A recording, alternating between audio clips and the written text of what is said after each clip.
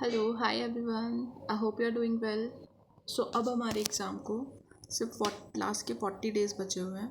Like UK triple S C assistant accountant exam 2025 हमारा जो exam है वो है 7 सितंबर को। और अगर हम अभी से काउंट करते हैं ना तो सिर्फ और सिर्फ 40 डेज़ ही बचे हैं। तो इन 40 डेज़ में आपके अंदर जितनी एनर्जी अभी तक आपने जो किया उसको साइड रखते हैं, या आपने जो किया अगर आपको लगता है कि वही चीज़ सही है तो आप उससे कंटिन्यू कर सकते हो। Otherwise I have a perfect plan for 40 days. आप उसे फॉलो करके स्ट्रिक्टली उसमें हमारा सिलेबस भी कंप्लीट होगा, मॉक टेस्ट भी होंगे, रिवीजन भी होंगे, हम प्रीवियस ईयर क्वेश्चन पेपर्स भी सॉल्व कर रहे होंगे, डेली का रिवीजन भी कर रहे होंगे। So let's see how it goes. See right now we have just 40 days in our hands, क्योंकि आज 29 जुलाई है। अगर जुलाई से काउंट करें तो 3 डेज़ बचते हैं, अगस्त से काउंट करें तो 31 और सितंबर के 6 डेज़। और हमें पता है कि the exam is on 7 September, right. 7 सितंबर में अगर हमारा एग्ज़ाम है तो 7 को तो सीधे हमको एग्ज़ाम ही देना है। अगर हम इनको कैलकुलेट करते हैं तो टोटल हमारे कितने डेज़ बचते हैं? Only 40 days. फाइन। अब हमें एक बेसिक चीज़ पता है कि 100 क्वेश्चन आने वाले हैं, जो हमें कितनी देर पर सॉल्व करने हैं? जो हमें सॉल्व करने हैं 2 आवर्स में। ठीक है। अभी वो एडमिट कार्ड पे पता लगेगा कि वो 9 से 11 होगा या 10 से 12 होगा। काइंड ऑफ 2 घंटे में हमें 100 क्वेश्चन सॉल्व करने हैं। हर क्वेश्चन 1 मार्क्स का है और नेगेटिव मार्किंग भी है 0.5 मार्क्स की। तो आंसर्स तो हमें सोच समझ के करने हैं, क्योंकि हमें एग्ज़ाम करना है क्रैक, सिर्फ प्रिपरेशन ही नहीं करनी। अब हम 40 डेज़ की बात करते हैं तो हमारे बेसिक रिक्वायरमेंट क्या है कि हमारे पास स्टडी मटेरियल होना चाहिए, PYQ होने चाहिए, प्रैक्टिस सेट होना चाहिए और मॉक टेस्ट होना चाहिए। ये मैंने पहले भी बोला था, आप किसी एक ही रिसोर्सेज पर स्टिक रहो। अगर आप ऑलरेडी किसी की क्लासेस ले रहे हो या फिर ऑलरेडी किसी स्पेसिफिक बुक को फॉलो कर रहे हो तो कंटिन्यू विद दैट, कुछ चेंज करने की ज़रूरत नहीं है। ठीक है।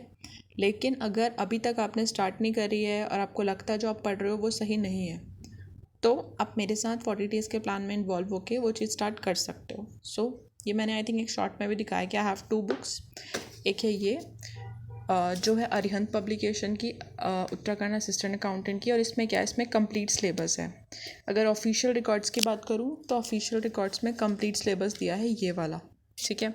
इसमें इन्होंने हमें 5 यूनिट्स दे रखे हैं। ठीक है। जो पहली यूनिट है वो है financial accounting and computerised accounting. फिर उसमें टॉपिक दिए थे, वो सारे टॉपिक एक साथ थे, मैंने इसे डिवाइड कर दिया अलग अलग मेरी कन्वीनियंस के हिसाब से, राइट। पॉज करके आप इसका स्क्रीनशॉट भी ले सकते हो। और ये काफ़ी सारे टॉपिक्स हैं। फिर कंप्यूटराइज्ड अकाउंटिंग है। फिर हमारा सेकंड जो यूनिट है वो है financial management and statement analysis. फिर इसके टॉपिक्स हैं सारे के सारे। फिर जो हमारी यूनिट 3 है वो है money banking and financial marketing. फिर जो हमारी यूनिट 4 है वो है ऑर्गेनाइजेशन एंड ट्रेड। ठीक है। और इसमें आई थिंक फॉरेन ट्रेड के बारे में भी है।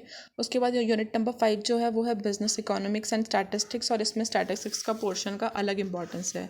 स्टैटिस्टिक्स मैंने इसलिए इससे लिखा है क्योंकि स्टैटिस्टिक्स में आती है हमारे प्रैक्टिकल के क्वेश्चंस। आई डोंट नो कि किस लेवल के प्रैक्टिकल क्वेश्चंस आएंगे, बट आएंगे क्वेश्चन। फिर जो लास्ट यूनिट है वो है 6, ये है marketing management and business. I think आपको ये बेसिक पता है।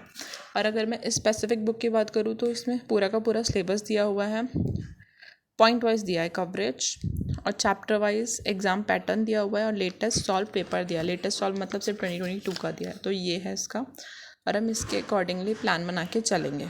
ठीक है। आप किसी भी बुक से कवर कर सकते हो, ऐसा नहीं है कि ये रामबाण बुक है, बट अभी मेरे पास ये है and I trust this book, so मैं इससे करने वाली हूँ। दूसरा जो मोस्ट इंपॉर्टेंट है वो है PYQ, practice set and mock. देखो ये एक बुक है, ये है यूथ कॉम्पिटिटिव टाइम्स की। और इसमें क्या दिया हुआ है, इसकी स्पेशल बात ये है कि ये जो एग्ज़ाम्स हुए हैं ना 23, 22, 19, 18, 17 और 16, ये वाले सारे के सारे पेपर्स इन्होंने हमें दिए हैं। ये पेपर सॉल्व दिए हैं, एक्सप्लेनेशन के साथ दिए हैं, और ये प्रैक्टिस टेस्ट है 15। ठीक है। और ये हम करेंगे एग्ज़ाम के एटमॉस्फेयर में। और ये तो जो वही सिलेबस है जो हमें ऑफिशियल एग्ज़ाम से मिला हुआ है, राइट। ठीक है। ये है। तो वापस आ जाते हैं अपने ही वाले ट्रैक पे। ये क्या होता है, ये रिक्वायरमेंट है हमारी, ये चीज़ें रिक्वायर्ड हैं। स्टडी मटेरियल हमारे पास हो गई 2 बुक, PYQ हमारे पास है, प्रैक्टिस सेट हमारे पास है, मॉक टेस्ट। मॉक टेस्ट पे तब जाएंगे जब हमारा सिलेबस खत्म हो जाएगा। स्टार्टिंग में मॉक टेस्ट करने का मतलब नहीं बनता। बहुत सारे लोग बोलते हैं कि खुद को एनालाइज कर लो काइंड ऑफ, बट एनालाइज करने के बाद डीमोटिवेट होने के अलावा ऑप्शन नहीं बचते। सो अब हम बढ़ते हैं आगे। देखो स्टडी मटेरियल बुक है जो मैंने आपको अभी बुक शो करी, उसमें पूरा का पूरा कंप्लीट सिलेबस है, प्रैक्टिस सेट है, PYQs भी हैं, ठीक है। मॉक टेस्ट की बात करते हैं। मॉक टेस्ट हम लगा लेंगे टेक्स्ट बुक से, पर ये तब लेंगे जब हमारा सिलेबस साथ में कंप्लीट हो जाएगा। अब क्योंकि अब हम बिल्कुल बेसिक से स्टार्ट कर रहे हैं, 0 का मतलब है यहाँ पे बेसिक से, ठीक है। तो फर्स्ट 15 डेज़ में हम क्या करेंगे, सिलेबस कंप्लीट करेंगे टारगेट्स के साथ प्लस रिवीजन के साथ, राइट। फिर 15 to 20 डेज़ पे जो डेज़ आएंगी, जो 40 डेज़ है ना, इसी का डिवीज़न है ये। 15 to 20 डेज़ में क्या होगा, PYQ प्लस रिवीजन होगा, और रिवीजन तो डेली होगा। फिर 20 to 40 डेज़ में क्या होगा, ठीक है, हम क्या करेंगे, मॉक टेस्ट देंगे, उसके बाद रिवाइज करेंगे, PYQs भी, मॉक टेस्ट भी, और मॉक टेस्ट को एनालाइज करेंगे। मैं इस चीज़ में इस जर्नी में आपकी कैसे हेल्प करने वाली हूँ, देखो मैं डेली टारगेट्स प्रोवाइड करने वाली हूँ आज से ही। 29 जुलाई है, आज हमारा होगा Day 1, क्योंकि आप वेट नहीं कर सकते किसी का, क्योंकि 29 है, ऑलरेडी सिर्फ जुलाई के 3 दिन बचे हैं। सो अभी तक जो भी हुआ जस्ट फॉरगेट इट, और आज से स्टार्ट करते हैं strong heart preparation, dedicate 10 hours, और आपको देने पड़ेंगे अगर आपको एग्ज़ाम निकालना है तो। और एक बार एक एग्ज़ाम निकल गया ना, your life will definitely change, I am telling you this. जिस ड्रीम लाइफ को आप ड्रीम कर रहे हो ना अभी, लाइक कि रिस्पेक्ट मिलेगा, अर्न होगा, स्टेबल लाइफ होगी, उसके बाद आप वो भी कर सकते हो जो आप करना चाहते हो लाइफ में, but getting a job is most important. Please उस लूप में मत घुसना कि 9 to 5 बहुत बोरिंग होता है, ये वो। बहुत सारे ऐसे लोग हैं जिन्होंने कभी जॉब करी ही नहीं है। I am not just talking about private sector और government sector, it's just that कि कुछ सीखने के लिए ना हमें जॉब करना इज़ वेरी इंपॉर्टेंट। बिज़नेस करो, ये वो सब चीज़ें ठीक है, बट एटलीस्ट इतने कैपेबल तो हमें होना चाहिए कि हम अपनी जो भी हमारे एक्सपेंसेस हैं वो खुद पे कर सकें। और आई थिंक अब पहुंच गए हैं कि हमें अपनी फैमिली को भी देखना है, अपने पेरेंट्स को देखना है, क्योंकि हम बड़े हो रहे हैं तो हमारे पेरेंट्स ओल्ड भी तो हो रहे हैं, हमको नहीं पता कि कब क्या होने वाला है, राइट। चलो वापस आते हैं। तो देखो, I will provide you daily targets, और हमारे पेरेंट्स भी हमसे बहुत एक्सपेक्ट करते हैं। वो ये नहीं कह रहे हैं कि पैसे कमा के हमें दो, बट वो ये चाहते हैं कि हम एक अच्छी लाइफ जिए।